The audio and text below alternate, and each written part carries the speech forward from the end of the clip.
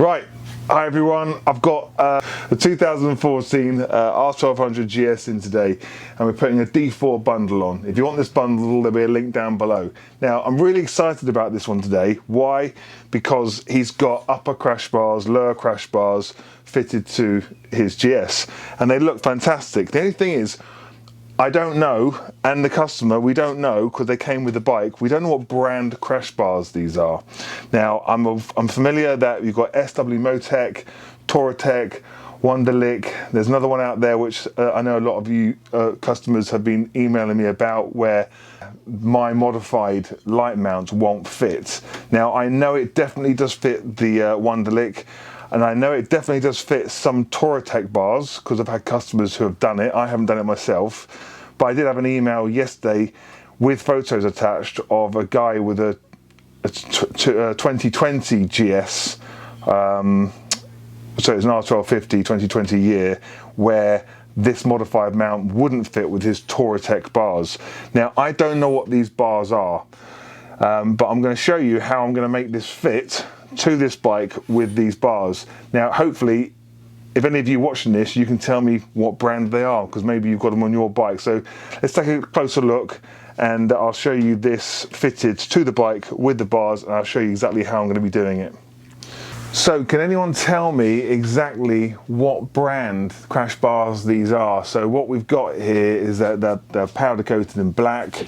They come round to here. They actually connect to these pillars, these big, long, deep washers, if you like, big pillars that go up to the mounting points just under the headlight, the same place where my modified bracket would normally fit.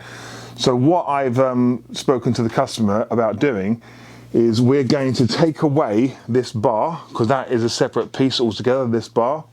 We're going to take the bolts out, leave the pillars in place, and then we're going to fit the modified Adventure mount that I supply, and we're going to fit that where that bar is. And that's going to sit in pretty much the same position it would sit if the bars weren't there.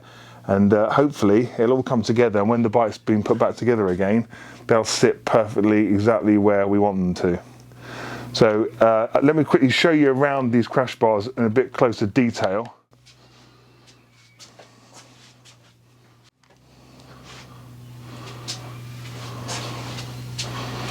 So if anyone can tell me which crash bars these are, I'll be really, really grateful. And then I'll stick a link down below, or I'll change the title of this video to say which crash bars these are, because I have no idea. It hasn't got them it doesn't have it written on them anywhere from where I've seen. And he's got the matching lower crash bars as well. So please let me know what brand crash bars are these.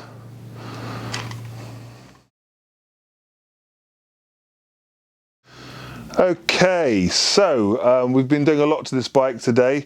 So if I just scan the camera up, you can see the customer opted to have the K2 in-off. Wise decision, wise decision. And what we've done here is, if you look down below, you can see I've loosened the crash bar. We still don't know what brand this is. So we've just swung that down, and I fitted the modified mount that I supply to the crash bar mountings that are already here. And then if I show you around to the other side, because we need to put that side of the bike together, if I go around to the other side, you can see how this one's all being done. If I get that right under there, you can see exactly how it all comes together. So we've taken this bar away. That's the bar that would originally join the left and right crash bars together, and we've replaced that with the modified mount for the Denali D4s. And we just sandwich them together like so, and put the bolt through. And doesn't that look great?